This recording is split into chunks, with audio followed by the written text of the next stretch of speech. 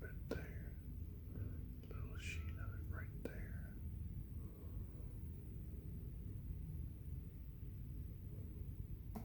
So subtle. But just those little touches soften things. It's there. I'm not creating it. I'm not making this stuff up. I'm not, I promise.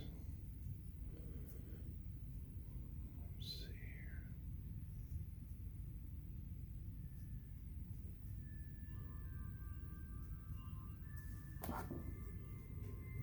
It's a struggle. She's a struggle, Bella's a struggle. But she's worth it. She's worth it. See, the back of this isn't reading. Of course, it's hard to see there too.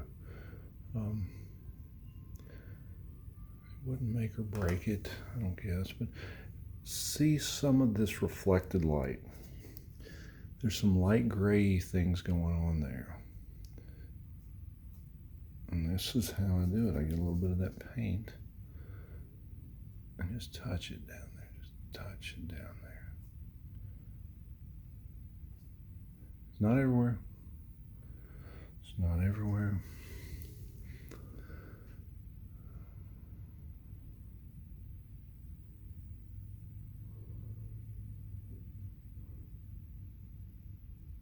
Soften that a little bit back there.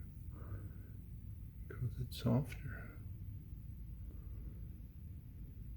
And see, I don't want to take this color, which is very cool, and put it here. This needs to come up a little bit for my tastes.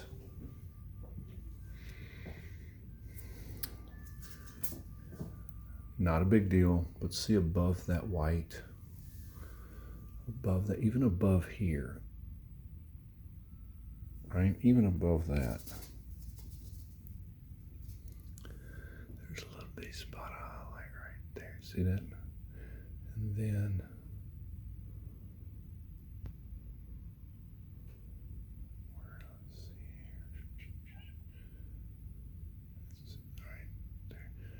this above here is there, but it's warmer than what I've got, so I'm going to wait. There's a little spot, you see these little spots here that are over there. They're cooler. They're cooler. It's cool light. It's on her nose. It's cool light. There's some right there. There's warm. Let's go ahead and put that in now. There's some, I always use alizarin crimson.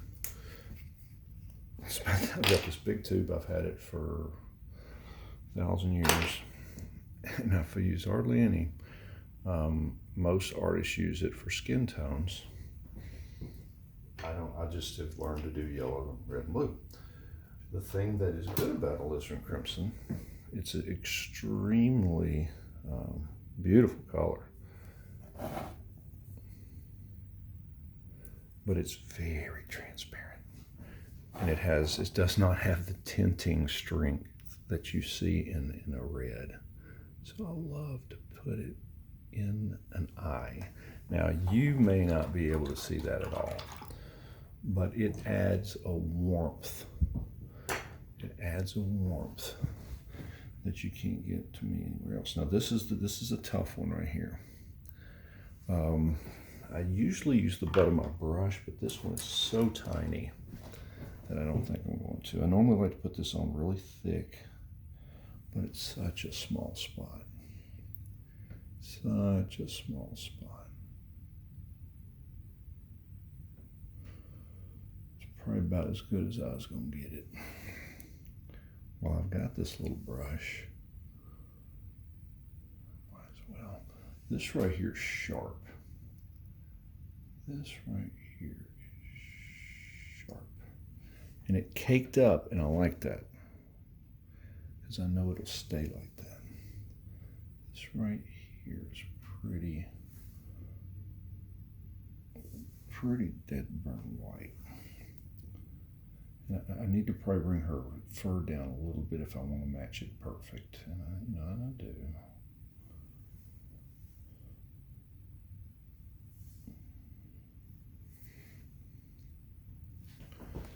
And I do. Right there.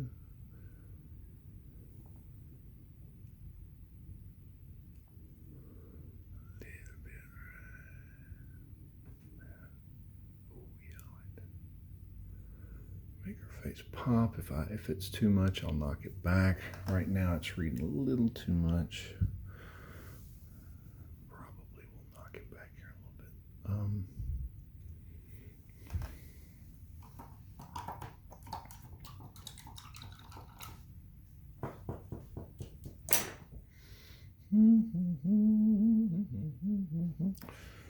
Probably just go ahead. Oh, I forgot I don't have the under here, do I? I'm gonna, just because it's bothering me, I'm gonna knock this and get this back up. This stands out too much. It looks like something's on her back or something. Let's see here.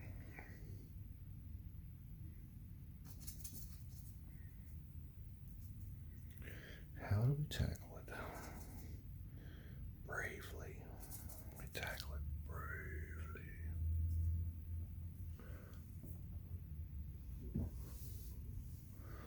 Let's cool it just a smidge. Just a smidge. Let's see how this does. Notice it's transparent. I don't want it to be. Just kick that back just a little bit more. Use the old fingers.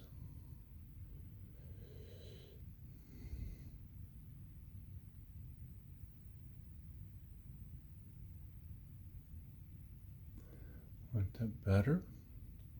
I'll probably bring this back up.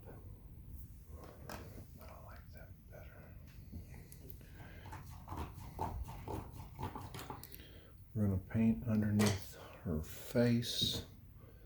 I may take all this up. I may, because this goes right under that ear. I think, let me push this up. If I had some thicker paint, which I did. So I'm going to, I think what I've got is I've got this too low, not low enough, if that makes sense, because this is right off that ear, and then, so yeah, I've got that. A little too much, not a ton, but a little bit. So we're going to negatively paint her face underneath by positively painting that shadow. I'm going to test it up yonder. It's pretty, let's see, I don't want it to be blue and it look kind of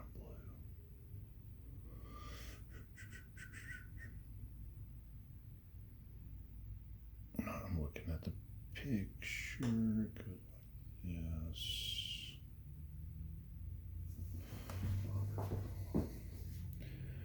Close. Close.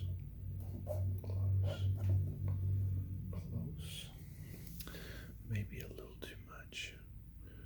Maybe a little too much.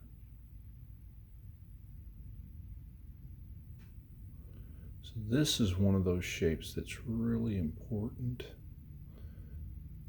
And I may have to study this a little bit. I think I've got that bow too. Well, no, I've got bow too much. Let me take more of that off. I think I got it a little too much, yeah. So this is okay. This is where we go back and forth and back and forth. I'm not too sure this isn't decent.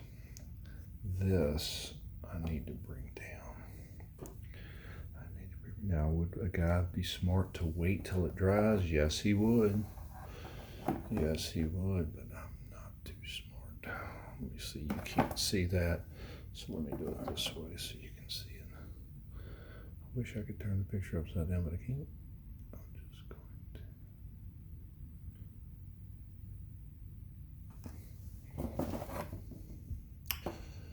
better. Still not enough. I think I missed that whole thing. I think I brought it all too far up. So I think if I do that. That's definitely better. That's definitely better. And if that's better, which it is, this needs to, let me get some more white. This needs to do that. That is better. That is better. It's just how you gotta go about it sometimes. Here's the deal. So I'm gonna take a break. I'm gonna stop pretty soon. One thing I am going to do, whether it's there or not, because I don't really see it as there, but I think it needs it, is a little bit more definition on the end of that ear. Just fabricate a little, just a little bit. Shape that ear. More of that'll happen. Padoodling. We got a little pink. We gotta get some pink on there. There's a lot of stuff still to be worked out, but it's coming together. It's evolving. Which again, I was sure we'd get it, but I knew it would take us a little time. Sorry, I can't help it.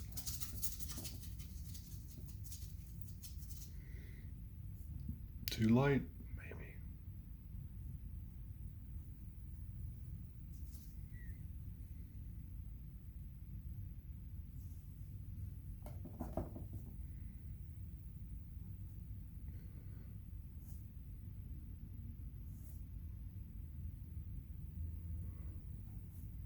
All right. Can't stop. There's some shapes up here we're going to have to keep pushing and pulling and pushing and pulling. But as I step back, it's better.